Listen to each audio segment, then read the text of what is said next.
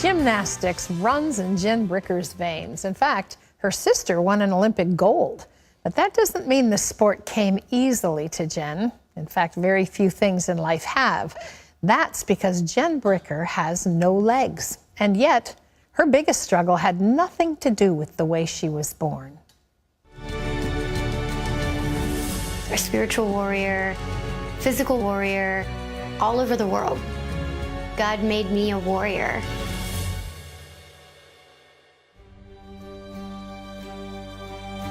Jen Bricker's rise as a world-class aerial performer was like every other accomplishment in her life. She had to fight for it. She was born without legs. But to Jen, that's just a detail. I don't think of like, oh, my identity is because I don't have legs. Like, no, not really. It's just kind of a part of me, like I have dark hair or I like to have my nails done, you know? So when you're raised like that, you just don't think of it like that as some huge issue because it never was. She was born to a Romanian couple who gave her up for adoption at birth. Sharon and Gerald Bricker, a Christian couple from a small town in Illinois, adopted her into their family. They taught Jen to tackle life using a simple rule: never say can't. They raised me with that kind of strength. It is a warrior strength. So when I came to them and said, I want to play softball, basketball, power tumbling, I even want to go roller skating. And instead of them coming at me with negativity and questions and all the reasons why I couldn't, they said, okay, I know you're going to figure it out. Oh, so we'll put the roller skates on your hands. They gave her the courage to pursue her passion, gymnastics. As a tumbler, she insisted on competing alongside able-bodied girls. From Illinois, Jennifer Bricker. In high school, she even won the state championship. But most importantly, her parents raised her to be a woman after God's heart. I read the word every morning, I pray, and that, when I started doing that and making that a daily part of my life, that changed my whole life. Everything stems from that. Jen was going on 16 when she asked her parents about her biological family and why they'd given her up for adoption. They were poor immigrants, they already had one kid, and they didn't know if there was gonna be extra money involved because they didn't know if I was gonna need medical care, and I didn't have legs.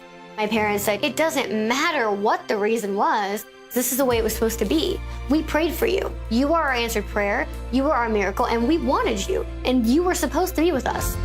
She also discovered that Olympic gold medalist Dominique Moceanu was her sister. And I knew that name because as a kid, I watched her on TV. I knew she was Romanian and I knew I was Romanian, and we looked alike. And then I find out she's my biological sister, and it's like, okay, but what? She reached out to her and began building a relationship with her biological family. Her father passed away before they could meet, but she learned that he drove the decision to give her up for adoption. The thing I didn't know, though, and that I did learn when I met my biological mother, is she wasn't even allowed to hold me after I was born, and it was a really dark and sad time for her in her life, and something that she's still getting over.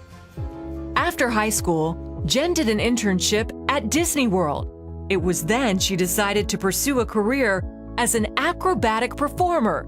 It was a fight from the start. I'm overweight, I'm a newbie, I'm not an aerialist, I'm not an acrobat. No one like me had ever been an acrobat or an aerialist, so nobody wanted to hire me.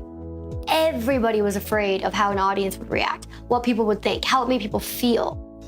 The one person who did believe in her was her partner, Nate Crawford. They pressed on and soon started booking gigs. Then, in 2009, they got their big break, performing with Britney Spears on her world tour. We were a featured act on the highest grossing tour in the world. When we were on, everybody was watching us. I had a choice to either totally succeed or fail miserably. They were not afraid to fire anybody. The pressure was unbelievable. The tour was a success, but afterwards, Jen would face one of the toughest battles in her life. Back into training, she started obsessing about her weight and appearance. She constantly looked into mirrors, unable to control the thoughts that told her she was ugly. It didn't matter if everybody in the whole entire world would have told me that I was beautiful. That wasn't the point. The point was like what was going on in my own head. My quality of life was so low, and I just was not who I was, and I didn't know how to get out.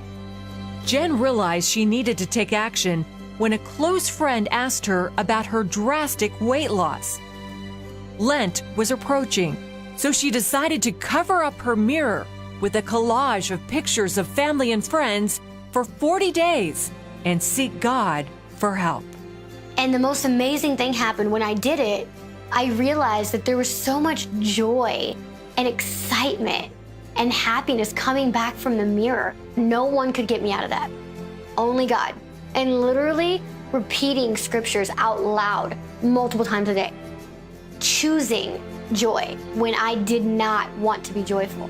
Choosing that I was gonna overcome that day and it was not gonna overcome me. Choosing to love myself and feel beautiful when I felt so fat even though I was so small. It was a long time to come on the other side of that. I learned so much from that and I came out a warrior. Jen performs her act all over the world. She's also a motivational speaker and recently released her autobiography. God totally protected me from so many things to give me that strength and that backbone that I need today. And that is not something you think of when you say warrior, but that is absolutely a warrior trait. It's just a spiritual warrior and allowing God to shine through me with his joy and his love, and seeing how it touches others is unbelievable. Boy, so many things stand out to me in what she shared, but two of the big ones were, she chose. There came a place and a point in a time where she knew that something needed to change.